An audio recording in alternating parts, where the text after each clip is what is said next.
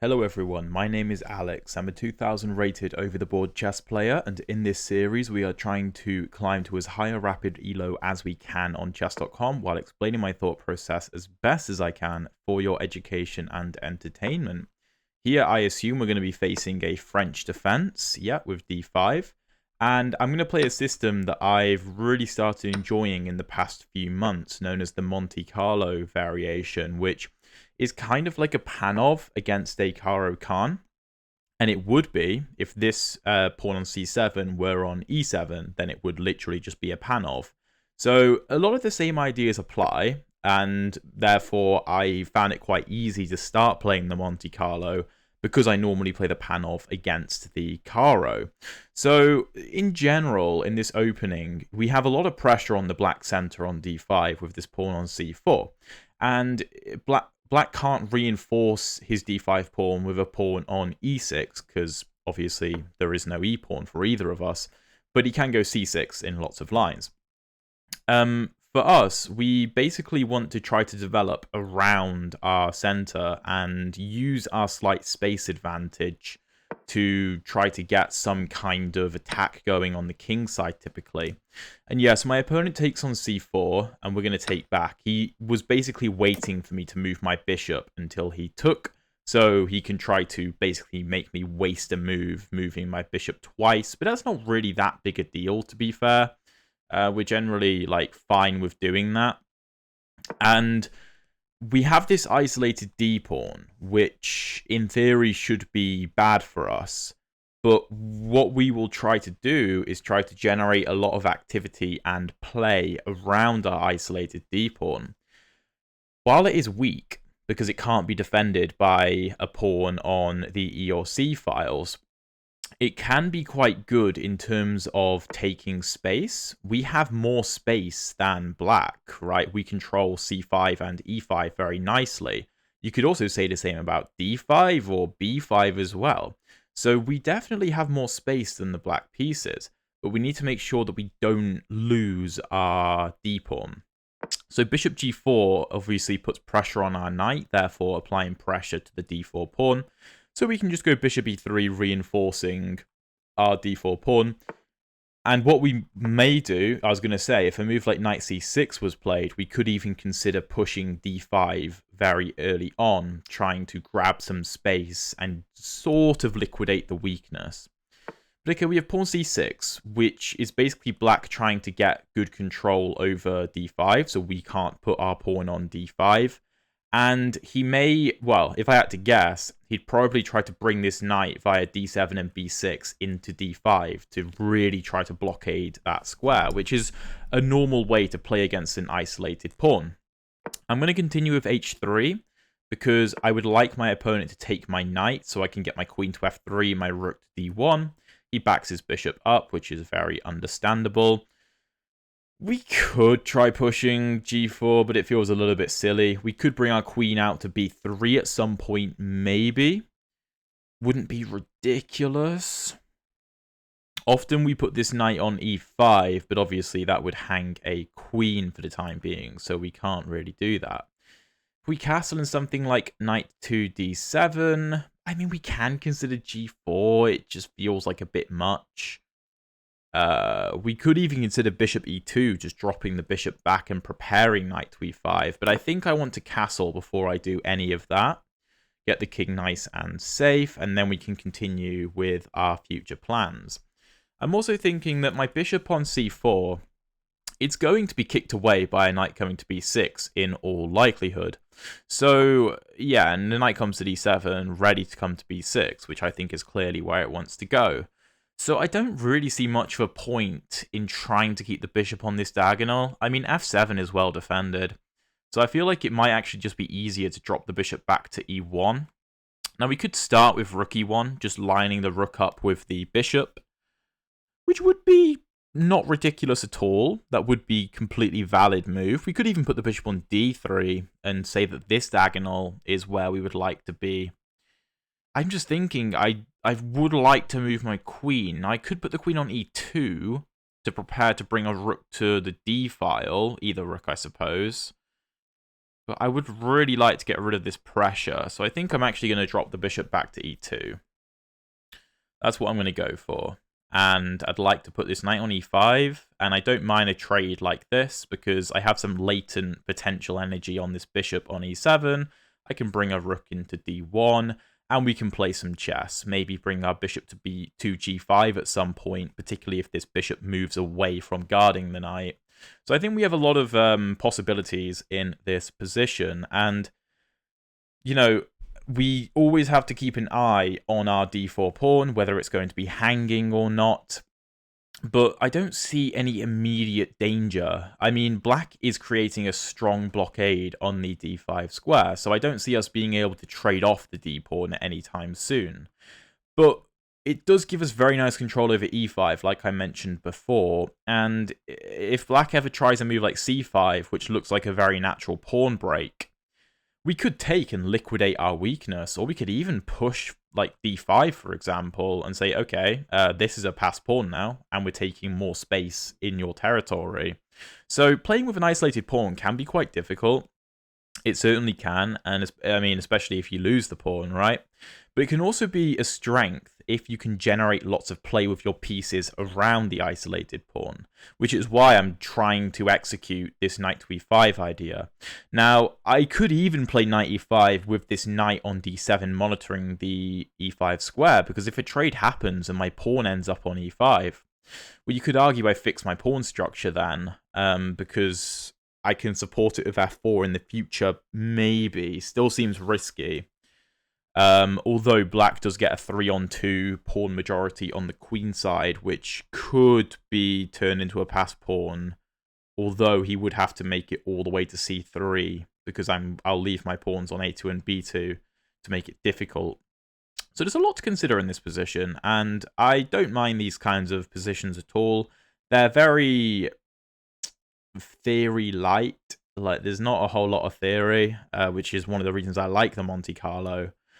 And I feel like they just offer positions where you just play chess, basically. Like, you don't have to blitz out a load of theory. You don't have to know the really deep intricacies of the opening. It's an isolated queen's pawn position, relatively open center. Although, again, we have the advantage and the disadvantage of the isolated pawns. We'll see which it turns out to be. We should consider the fact that this queen could try coming to the b6 square, applying pressure from this angle and applying pressure to b2. However, I'm not really concerned about queen to b6, and I might actually encourage you to pause the video and just figure out why I'm not concerned about queen b6, because I think it messes with black's plans elsewhere. So, queen b6, I think, just takes away from bringing his knight to b6 and into d5, which is where I think it should be going. I think it makes the most sense. With queen b6, I mean, he does line up with the bishop. I don't necessarily have an immediate threat, although, I don't know, d5, queen b2, knight to a4. I'm not trapping the queen, I don't think. So I think it would be silly for me to give the pawn away for no reason. But if like queen b6 and something like queen c2 even, just guarding my b2 pawn, maybe preparing d5, but maybe also just saying, okay, that's fine. If you want to play c5, go for it. I'm happy to trade off my d pawn, or I'll just shove it into d5 again, like I mentioned before. And if you play c5, maybe this diagonal becomes useful in the future. I'm not really that fussed. So I'm not concerned about queen b6 at all. I think moves like rook e8 probably make sense. And my opponent goes queen a5, which is interesting. I suppose he's trying to play against knight to e5 by covering with the queen and the knight. But I don't have to move the knight just yet. I can just play a move like rook e1, and I think I'm probably going to play it quite quickly. The reason I like this move is because it gives us something that I think Daniel Naroditsky used to refer to as either like latent energy or potential energy, where the very fact that my rook could see the bishop in the future could lead to tactics at some point in the game. So we see bishop d6 getting to a more active diagonal. Also, again, stopping any knight to e5 ideas, which is valid. It is definitely valid. It does potentially leave g5 a bit annoying with pressure on the knight, meaning this knight needs to keep an eye. Although we will probably be hit with like bishop f3 tactics with our bishop on g5 hanging, so we probably shouldn't go for that. We could consider expanding on the queen side with a3 and b4, maybe clamping down on c5. It's not ridiculous. Not ridiculous to try this. Also takes away bishop b4. Although if he was going to go there, maybe he would have done it already. A move like knight d2 is also interesting, offering a bishop trade and also preparing knight c4, which would be a lovely fork, getting rid of that very powerful bishop. But I also don't want to make too many trades, because if you have the isolated pawn, you normally want to keep pieces on the board, because then you can generate play around the weak pawn. So this does look quite interesting to me. If a3 c5, I feel like shoving the pawn to d5 makes the most sense. Although taking would also be reasonable. It would be reasonable. I just prefer to push d5, I think. If a3, b4 is played, the queen goes back to like c7. I mean, we just get a bit of space. And if a5 is played, we can always go b5. So let's go a3. Let's go a3. I suppose moves like rook e8 probably make sense. I'm not too concerned about some battery forming, like bishop b8, queen c7, going for checkmate after taking the knight. I mean, we probably just have a simple g3 or something in those positions, or maybe blockading the diagonal with a knight on e5 at some point. So I don't think that's really anything to be scared of. So yeah, I think we're chilling. If he ever takes my knight, then brilliant. We get our bishop to f3. Very nice piece, monitoring some useful central squares and making it difficult for black to push his queenside pawns, because it'll create weaknesses. And also we get the bishop pair if that happens, which I would not be annoyed about whatsoever. We should always keep in the back of our mind as well that g4 is a possibility, booting the bishop back to g6. Now, of course, we always have to consider, can black take on g4, either with the bishop or the knight, sacking the piece for 2 pawns. We have to keep that in our mind. Thing is, though, if g4 bishop g6, I'm not really sure what our plan is there, because we're not even unpinning the knight. The knight isn't pinned to begin with. So yeah, I think rook fe8 makes the most sense. I think I'm just gonna throw our pawn onto b4, take some space. We could even consider trying to bring our knight to c5, although I have to say I'm not that bothered about it. And this battery doesn't concern me. Queen d2 I kind of like the look of, stopping any bishop to f4 ideas, which could be annoying. Now we can't really be playing g3 because this sacrifice would be pretty devastating. At the very least, black would get 3 pawns for the piece and a big attack, and we don't want any of that. We could consider bishop to g5, applying pressure to the knight now that the queen can't see g5 anymore. Although I suppose bishop to f4 is again the problem, and I don't want this queen coming to f4. So I think queen d2 is probably what I want. Yeah, let's go queen d2. So I'm just trying to stop bishop to f4, which is just annoying, because in all likelihood, because there's a lot of pressure down the e-file, I will have to take and allow the queen in. And the queen on f4 is just annoying. It just hits too many different things, and it's difficult to dislodge. I don't want to play a move like g3 or anything. And I don't want a queen trade either. So I don't want to play queen d2 offering a queen trade. So to me, this makes far more sense. Far more sense? Far much more sense? I have no idea how to say. I'm bugging. Anyway, basically this makes way more sense to me.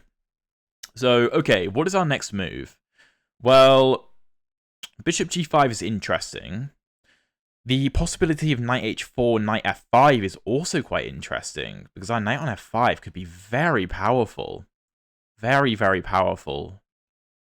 Which looks very nice, particularly because the queen isn't monitoring this diagonal.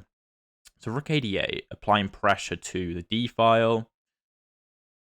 Yeah, I guess there's some ideas of like knight c5, and if I take, then bishop h2 check opens up an attack on my queen.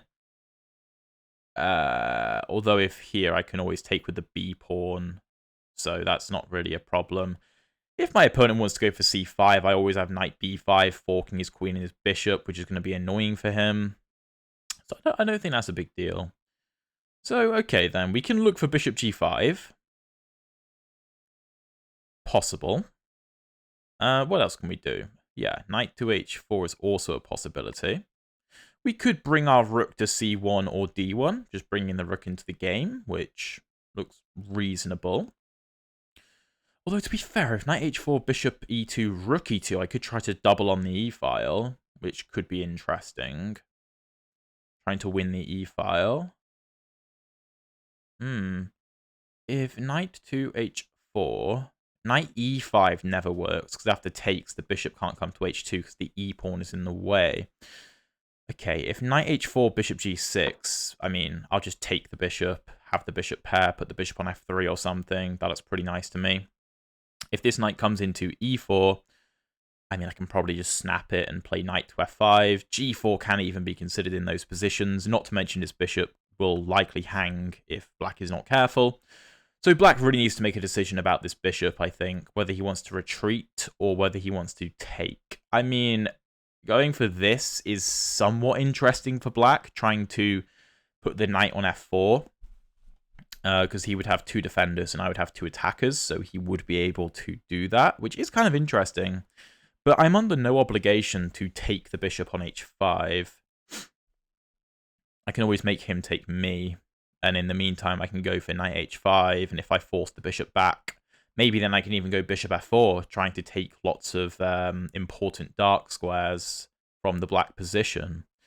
So that's also interesting. And you're seeing how we are trying to play around our isolated d-pawn and generate lots of play with the pieces rather than the pawns.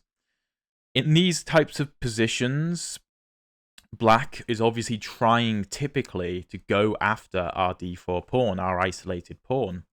But it's defended twice, and black has 0 attackers. He has one potential attacker with the rook on d8, but that's it. I mean, this queen can come to b6, but it's potentially walking into discoveries. The knight can always attack it with knight to a4, maybe coming into c5. It's really not concerning. And like I said before, I wasn't concerned about queen b6 because I thought the knight should be coming to b6. And I still think the knight should probably be going to b6. I think that my opponent might have wasted a good bit of time. Okay, so he throws in a check on h2, which I thought he could do, but I wasn't too concerned. I think just king h1. Keeping an eye on the bishop, making it hard for this queen to move.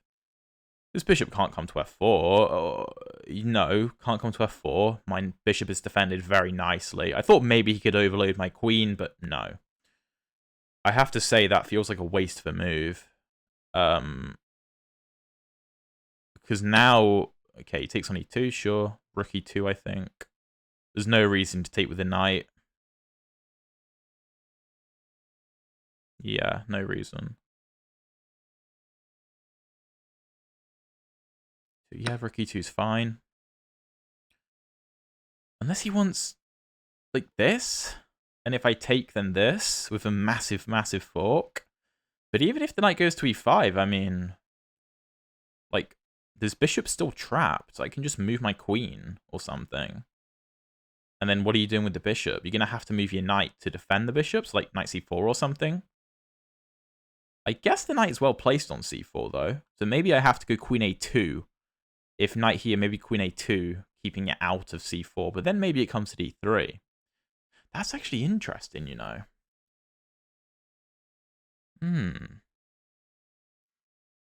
I mean, there are more things to consider, though. I have possibilities of, like, bishop to f4, maybe, going for something like this. If knight here, I think it's a risky move. I could even play a move like bishop g5 and just say, I mean, okay, like, these are all issues that you have to deal with. Can you deal with all of those issues? Or are you just going to retreat? So that's also something to consider. I think black might be falling over himself a little bit here, because I have to say I thought the bishop should have been coming back to f8 in response to knight f5, and then maybe you can go g6 and kick my knight out. I thought that was going to be how my opponent handled it. We'll see what his idea is, though.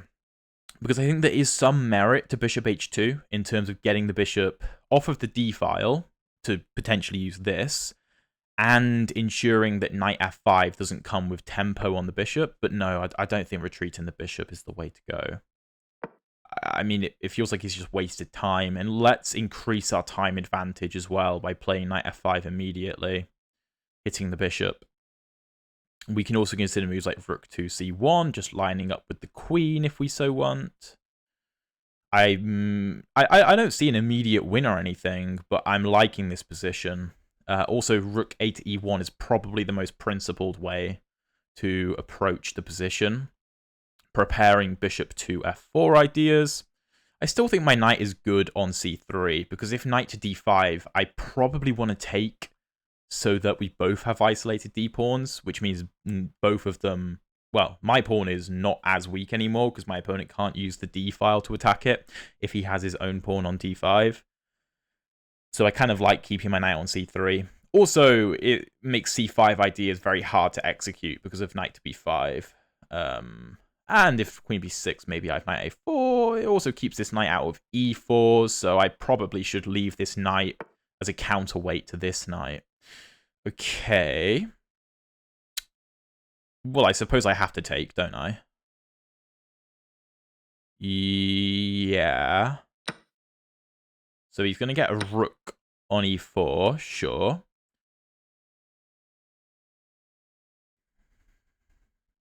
What does that do? I don't really want to take this, because then the queen is actually pretty well placed. So I'd like to delay it. We could go f3, trying to kick the rook out. Let's say rook to e6.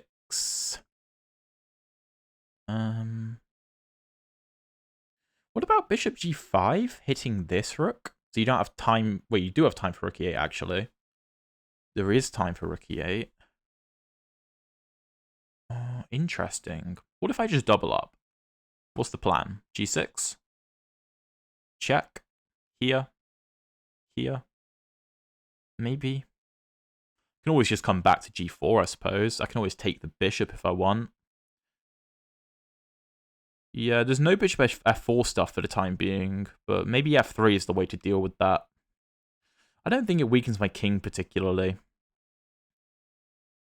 Yeah, let's go f3. I want bishop f4 ideas on the cards. I'm also not really concerned about any bishop g3 stuff. I think the bishop is just a target that the queen has to keep an eye on. I don't mind that. I mean, I think it should be going back to f8 at some point. There's no rook d4 ideas. It's way too well defended. This doesn't make any sense. It doesn't gain anything. I just take with the queen. Not the rook, mind, because then, you know, bishop f4, but just queen takes, and then bishop f4, and I move my queen, and all is good. So, in fact, I might actually have mate of some kind. Okay, rook back to e6, yeah, as expected. So now I do have access to f4 with my bishop if I want it, which is why I played f3. So rook a to e1 seems to make the most sense to me.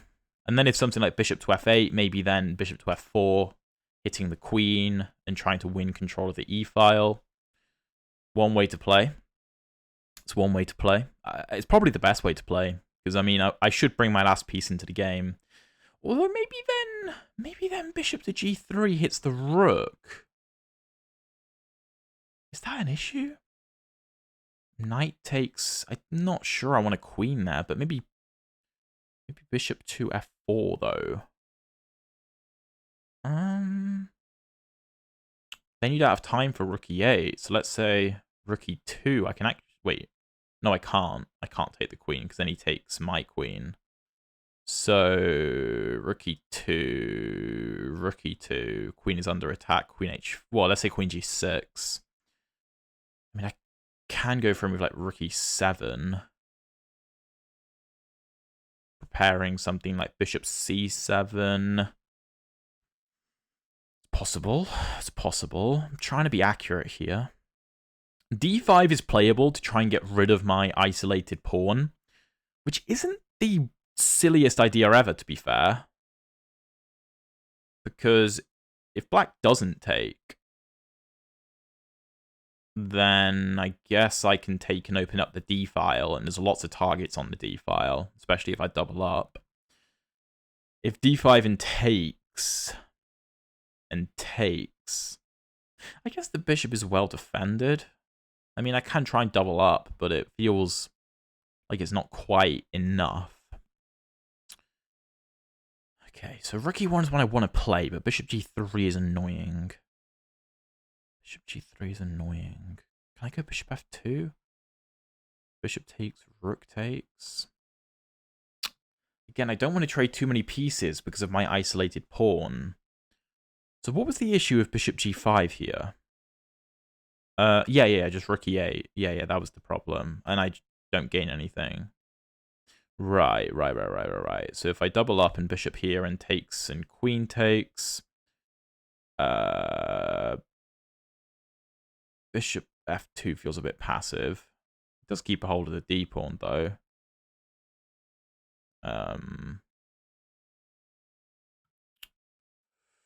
Rook takes. I could go queen takes. No, I think bishop f4 makes more sense. I just don't want to trade off my knight. Like, if rook here and bishop here, I just don't want to trade my knight. If I go rook, bishop to f2, though, well, then he can always double up after he trades. It doesn't really seem to help. Okay, what if I play take and bishop f4? Does that... No, just rook e2. And that's quite annoying. I could go take and rook e1 and play knight versus bishop. But then he also doubles up, and what have I gained? I need to act quickly. If I double up and he doubles up, again, it's unclear. So maybe d5 is the way to go. Maybe that is the way to go. Although I have something like take and bishop f4. Is that concerning? Maybe. Oh no, I can always take with tempo on the queen. I'm thinking d5. d5 and rook f6. d5, rook f6. There is some fancy stuff with bishop g5 here, here, and here. I think that actually works. So here. Yeah, I think that works. I feel like d5 is the way to go, trying to rip open the position.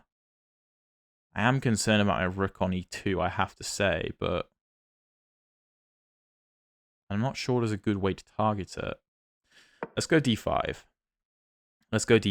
This feels correct. Okay. I mean, he has to take, right?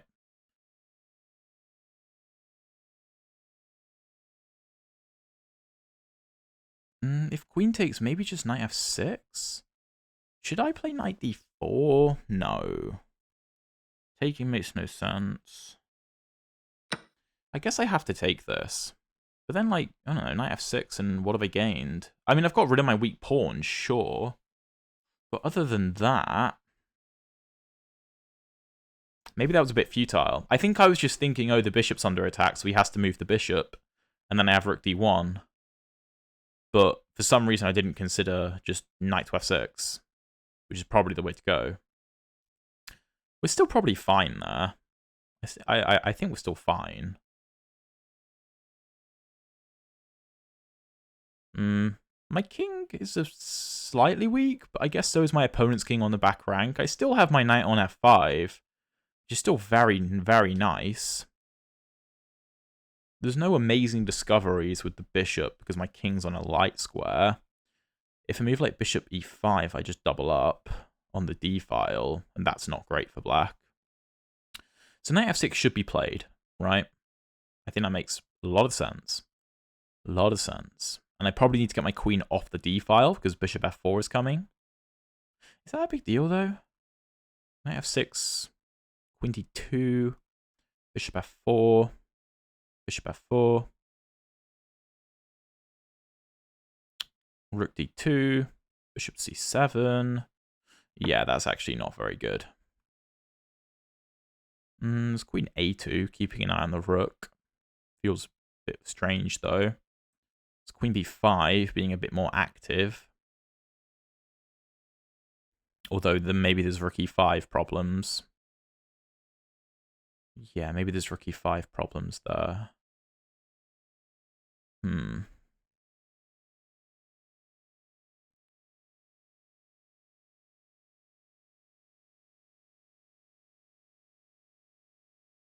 I come back, and he goes here. And I take, and he takes, and I take, and he takes. That's no good. Yeah, that's no good. So I think queen a2 might have to be played. Even though I don't like it. Are there any other options? And queen b5, I get hit with this.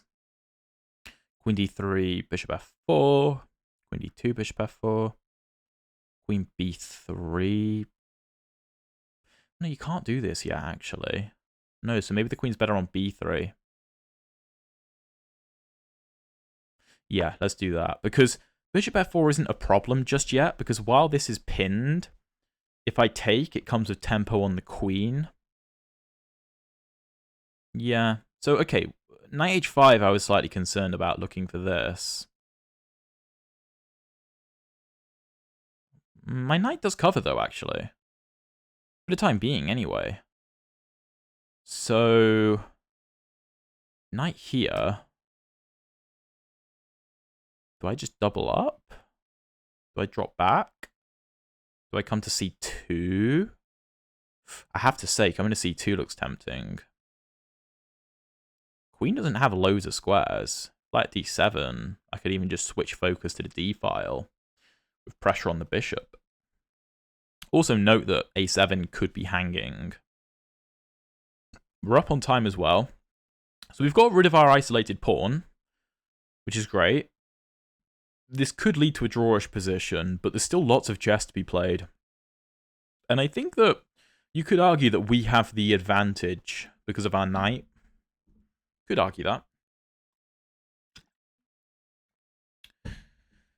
He could try to drop his bishop back to just fully cover my knight's forward movement. That is an idea that is completely valid, but it is a little bit passive, so I'd be happy to see it. Oh, it's cold in here. It is cold. I should turn the heating on, but we have chess to play currently.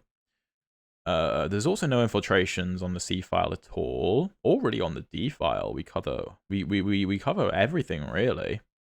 So that's good. What if he doubles up? What if he doubles up? I mean, this is well defended. Okay, he does go bishop back. I think I like this. There's no queen g3. There is queen e5 though. Queen e5. Yeah, that is true. That is true. Knight d4.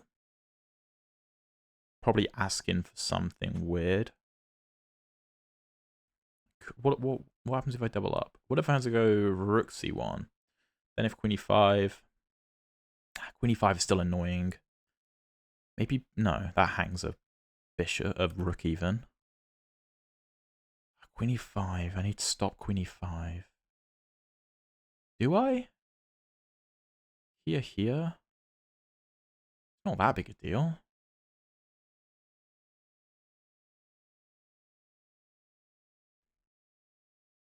I mean, my knight's under attack.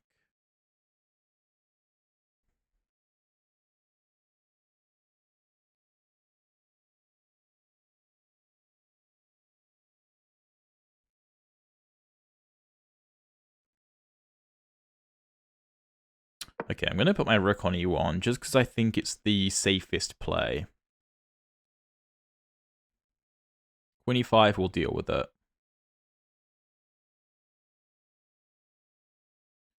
Knight d4 is an option. And I don't think these sacrifices are good enough. Because I take here and I should win. Yeah, I should win that. My opponent's low on time, so that's great for us. trying to maintain a time advantage. Bishop g5 ideas could be nice, maybe.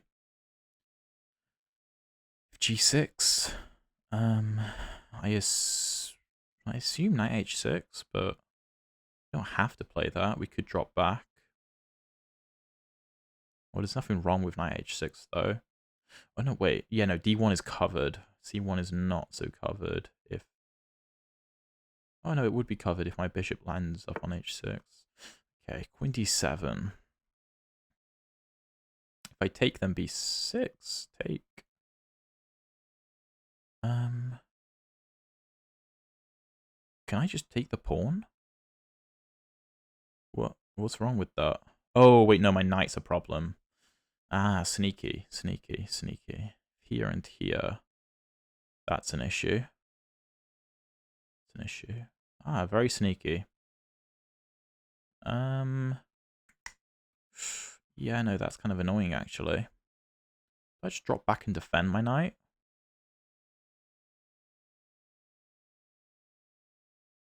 I don't want to move it. Let's just defend. If rook c8, I guess I'll just go to b1. Very sneaky idea.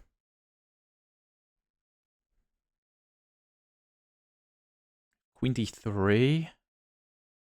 Take. e3 is a problem. Take. b4 is hanging. Bishop c5, pawn c5. I mean, we probably have a rook trade at some point as well. That's interesting. Rook c3. It might just be a draw. It's a deep line, though. Deep line. I'm not obliged to do that. Okay. Let's go rook c8. I mean, we should keep an eye on the knight, so let's go back to b1. This knight is the only reason I think we might be better, so I need to keep it there. And I don't want to go g4, because that's very weakening. Uh-huh. Do I come back and offer him a trade? Do I come forward and offer him a trade? I feel like this is a good idea. Let's do it. Offering this. I'm covering all the infiltrations. Yeah, it's all covered. It looks really strange. My pieces look disjointed, but I think they're actually playing together rather well. We also have knight h6 possibilities. If the queen stops defending f7. Ooh, hold on. Wait a minute. We take.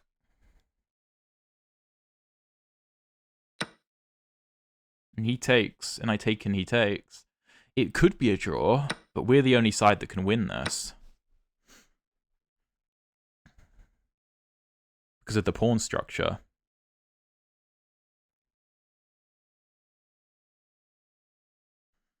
Okay, you can throw in a check, but I feel like that's actually quite risky. Because now I have this. Don't I just win now? What am I missing?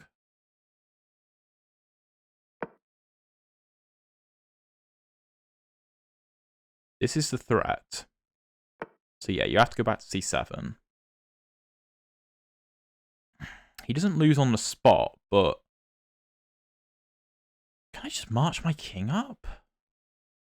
Because he can never do this, because he loses the bishop. If I come to e5, I can threaten this. He'll stop me, obviously. And then maybe I give him possibilities to move the f-pawn. So I should just bring my king up, shouldn't I? And ignore him. He can't do anything. Because this pawn can't move, that's the idea. I keep it stuck there. And the rook can never move, because then bishop e7. So all he can do is shuffle his rook and shuffle his pawns a bit.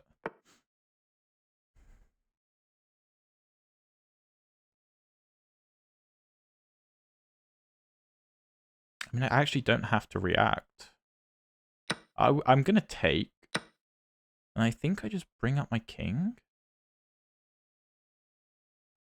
Maybe I go a4 first.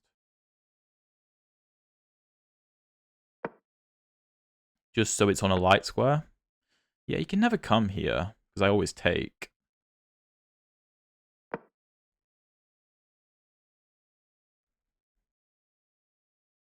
I think this should just be winning. Because the bishop can't move, the king can't move, the f-pawn can't move, and the rook has to constantly monitor e7.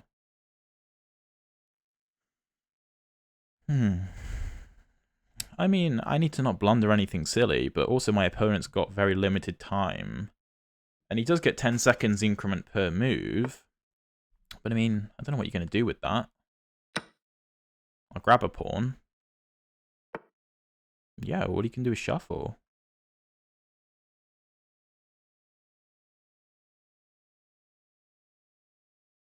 I might have an idea.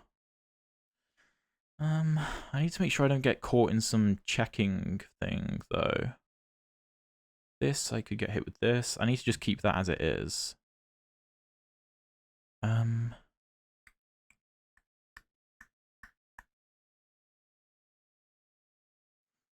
do I do this? It's actually a little bit... I could go here. There's no harm, right? There's no way you can punish me for that. Yeah, because all that matters is I maintain this pin. That's all that matters.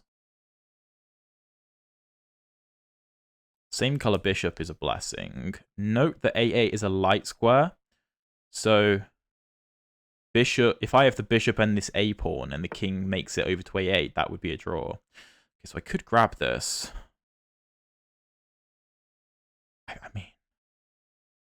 I mean, it looks fine. Should I just improve my pawns a little bit first? I don't see why not. This check, I just come back. And he has to get back to covering e7.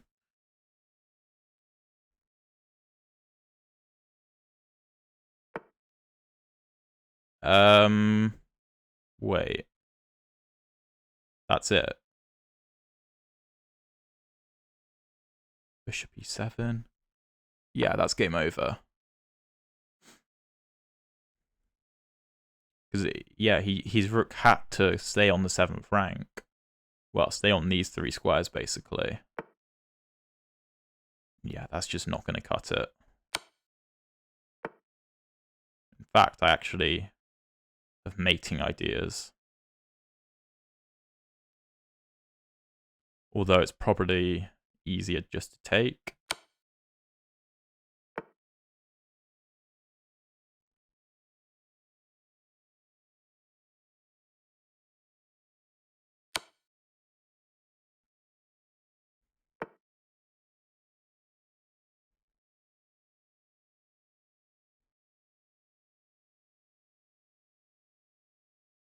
Okay, let's come here. If here, then here. I'd like this sort of thing. This A-pawn isn't really going anywhere, and my opponent should probably be resigning.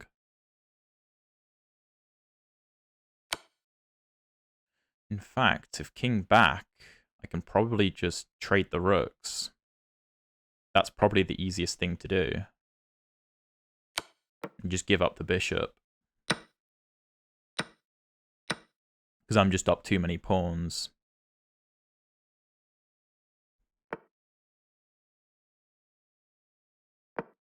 Okay, let's come here to escort. And yeah, you can run over to the queen side, but it's not going to work. I can just sack my queen for this pawn anyway. And then I can take, and then that's game over. Fascinating game. A bit confused as to why my opponent is playing on here, but he can do whatever he wants, I suppose. Yeah, and he resigns. That was a really interesting game. I think we just had slightly more pressure in that sort of late middle game position with the knight on f5. I felt like only we could win, particularly with the time situation, but really interesting game. Let's jump into the analysis and see what the computer has to say. Okay, so 89% accuracy for us, 82.4 for my opponent. The opening was effectively just perfect from both sides. I mean, here it is dead equal. Like, these positions are dead equal, which with the white pieces you could say is like really unambitious. But I don't know. I just get a game of chess with no theory. I mean, who studies the Monte Carlo French anyway? Nobody plays it, right? So I just find it comfortable. I mean, after bishop e7, we're slightly better again. Take, very normal. Knight f3, bishop g4, bishop e3. Just keeping an eye on the pawn. I mean, the engine wants us to castle, because if takes, I guess we have some complicated lines like this. But I don't know the theory, so I really don't want any part in it. I'd rather just defend my center with bishop e3. And then c6 did slightly surprise me. I mean, the knight often will come to c6 to attack the pawn. Here, again, the engine just wants to castle and doesn't really care, although it also likes bishop e2, which I think I more so prefer. Because if castles and something like takes, I mean, engine doesn't mind because of here, but after something like rook to b8, queen a7, it gets a little bit messy. So I feel like instead of castles, I'd probably rather bishop e2. Because after something like takes, well, then d4 is well protected. My bishop's on a strong diagonal. So anyway, we get c6, which this is a very normal way for people to play. But my opponent did confuse me a bit. So after castles, by the way, g4 is the best move. Why? Oh, it just really wants knight e5. It thinks this is really strong. And if h5... Oh, the bishop always hangs. Oh, that's interesting. And if knight bd7? f4. Okay. I have to say, I have actually seen this idea in the Monte Carlo before from some Grandmaster games. After bishop e4 castles. Wow, this is a bit nuts. This is kind of crazy. Okay, I castled, knight bd7, and I thought this was a good idea for my opponent. The engine here doesn't really like bishop e2. It again wants g4, knight to e5. Also likes rook e1. Bishop e2 is fine, though, but here the way for black to play, I really do think, is knight b6, and the engine agrees with me. After something like rook to e1, I mean, he doesn't have to put the knight on d5 just yet. But it's fine to do so. Like, knight bd5, the position is equal, I'm never going d5 now, and, you know, the game continues. And if I take, then you just take with a knight, of course. And if I move my bishop, then rook e8, and black is doing quite well. But queen a5 played. Okay, strange move. Rook e1, just normal move, getting on the e file, right? Activating the rook. Bishop d6 getting off of the open file, which I think is a good idea. And here a3 is valid. Engine prefers queen b3. After knight to b6, bishop d2. And if knight d5, now g4. Why? Knight d5.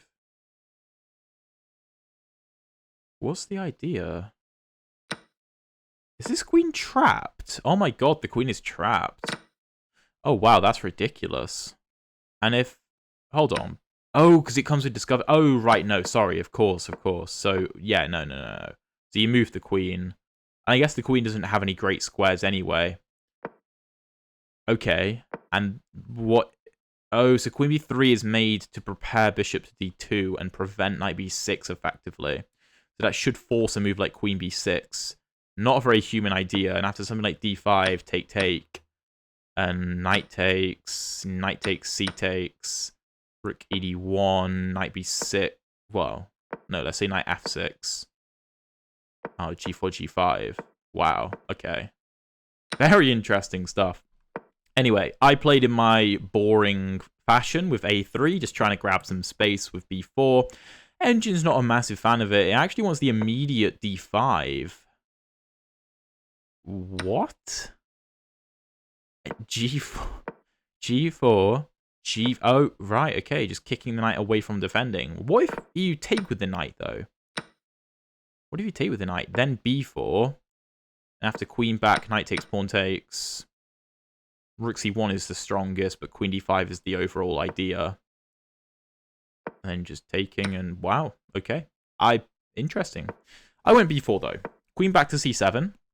And here d5 is the best move.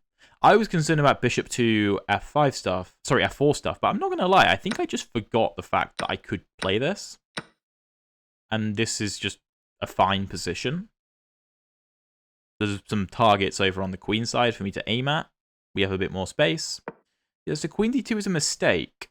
This is a mistake because of knight b6, which again, I was expecting, trying to look at these squares. But my opponent goes rook a d8, which is still fine. Knight to h4 is fine. My opponent gives a check on h2, which is it is a strong move. But after king h1, take and take, bishop d6 is the only response. I was trying to see if knight e5 worked, and I came to the conclusion I should probably have bishop f4, which is correct. And I obviously can't take because of just rook takes d2. And I can't take here because then knight to f3 with double check, and I actually just get checkmated. I mean, not to mention the fact that my queen is hanging. So you have to retreat. And I basically thought if here I should have bishop f4, and after something like takes and takes, this should be fine. I mean, the knight can't move because the queen hangs, right? So we have bishop back, knight f5, knight e4, which I have to say I really didn't like from black. I thought bishop f8 should be played. The engine agrees because the bishop monitors my knight's forward movement and the game goes on. Knight e4 felt like a bit too much. So we have take, take. Oh, bloody hell. Wait, what? Okay, can you find the best move here for white? Pause the video. Are you a better chess player than me? Find the move for white. Now, because you know there's a move, you should probably find it, and it's knight g7. Now, okay, if king takes, then bishop h6, and we pick the rook up. The more complicated aspect is after knight g7, rook e3, right? So, okay, we have to take with the queen, and after king takes, queen g5 is the only move.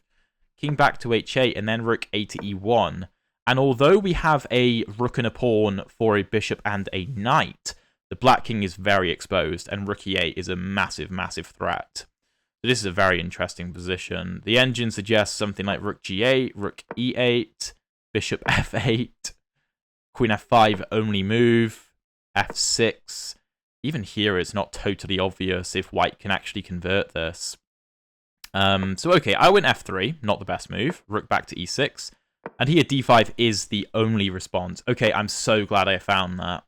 So I was trying to consider moves like bishop g5 here, and I was just like, I don't know, just rook e8, and what am I doing? Like, take...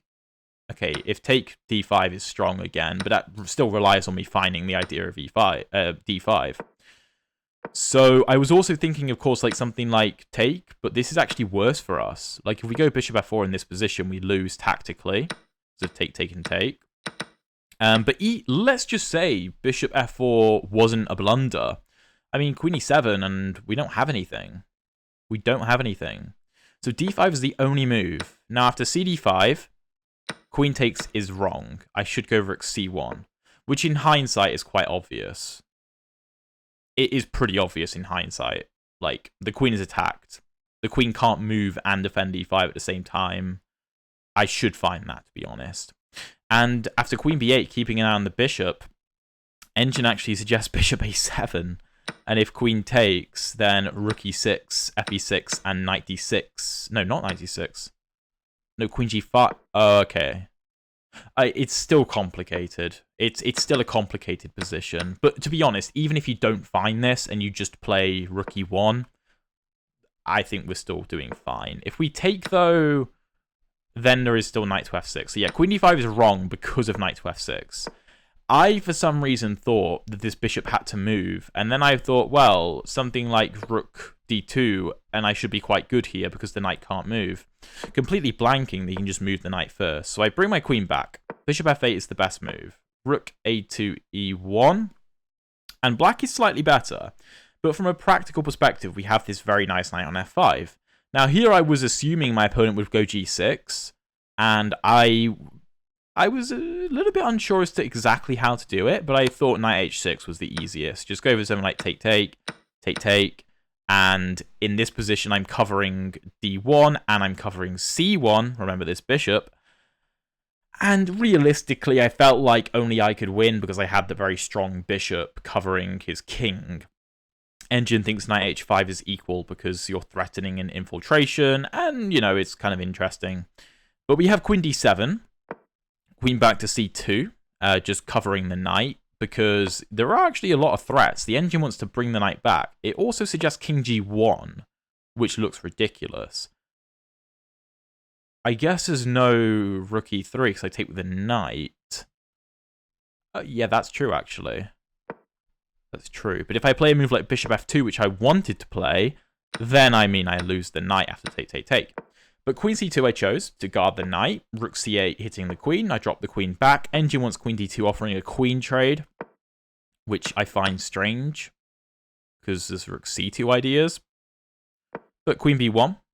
b6 is inaccurate, but to be fair, it looks like a7 could be a problem. So I don't blame my opponent for going b6. And here, bishop g5 is the best move. And now I felt like I had some really good prospects because my opponent has 20 seconds left, right? Don't forget that. But, you know, there's just a lot of niggling pressure in this position. And to be honest, after something like rook e2, if my opponent plays an inaccurate move, like, what would be an inaccurate move here? I'm trying to find... let's say queen a4. Here there's going to be problems with the knight. I was thinking more so of knight h6 ideas and going for this. And after queen a3, black is only just hanging on. But even stronger is just taking on f6 and ruining the pawn structure. And I still have this very strong knight on f5. So practically, this is hard for black. The engine wants rook c6, keeping an eye on the knight, or rook e8 offering more trades. This is difficult because you have to take with a knight, because otherwise I ruin the structure. And yeah, after something like queen e4, it's still an interesting game, but I still think that white has the better chances, because we are more active, in my opinion. But g6 is just a blunder. Now, bishop f6 is not actually the best move. The engine still prefers knight h6 going for this. But I felt that after bishop f6, queen f5, obviously my opponent threw the game away. But after gf5, I mean, okay, I can't infiltrate, so I probably bring my king into the game somehow. But this is still very difficult for black to play. I mean, like, let's say bishop g7, king g7, and rook e7. The engine says this is equal. But, like, only white is winning this. We are more active, and the black pawn structure is ruined on the king side. So only white can win this position. Like, black would have to be accurate here to hold this. So rook c1 just blunders the game. Because after king h2, now you have to take the queen, and now rook e8. And now you always have to monitor bishop e7. It's the only way to continue. You have nothing else. You have to stop bishop e7. But the problem is you can't move the pawn to bring the king to f7. You can never defend the bishop with the rook. You can't run the king away. I mean, you can't come to g7, obviously. Because then the bishop hangs. So it kind of lets me do whatever I want. So it doesn't actually matter that much what I play. If, like, rook c4, king f5, rook c5, king e4, rook c4, king f5, you're going to be forced back to c7. Like, you have to go back. Otherwise, it's game over. So I figured I'd just grab a pawn. And here I was considering, do I bail out and just grab the extra pawn, allow my opponent out, and go for this, which should be winning. But I thought, okay, I'll just start with f4, and what I'll do is I'll bring my king back here. Obviously, my opponent allowed bishop e7. But my plan, if my opponent was just to continue moving his rook, was basically to keep the pressure on a5, because I would like to grab it at some point, probably, and kind of just bring my pawns up the board a little bit. Like, maybe g4, maybe, and after something like, I don't know, rook c7, h4, check, king back maybe, check, king up. I mean, okay, this would actually maybe allow takes, although I'm still winning. But after something like rook e5, king check, king e4, rook goes back. I can maybe go for g5. I was considering this possibility, because if something like take, I can shove the pawn to h7 and force the king away from the bishop. I saw that as a possibility, and after something like h5, I guess now I can probably liquidate and go for this endgame, and I should win this because my pawns are just so good. Even something like f5 should be fine here. But yeah, my opponent obviously made my life a little bit easy. And there are ways to checkmate in this position, but I figured once I got this, just trade the rooks. Nice and simple. And then I'll promote the pawns, no problem. And, I mean, the game is very, very simple from that point onwards. So I hope you guys enjoyed this video. I thought this was a really interesting game. If you want to see me playing the Monte Carlo French in an over-the-board game, where it was a really, really nice game, check out the video up here. And if you want to see the previous episodes of the educational rapid chess climb, then check out the playlist down there. Thank you so much for watching, and I'll see you in one of those videos.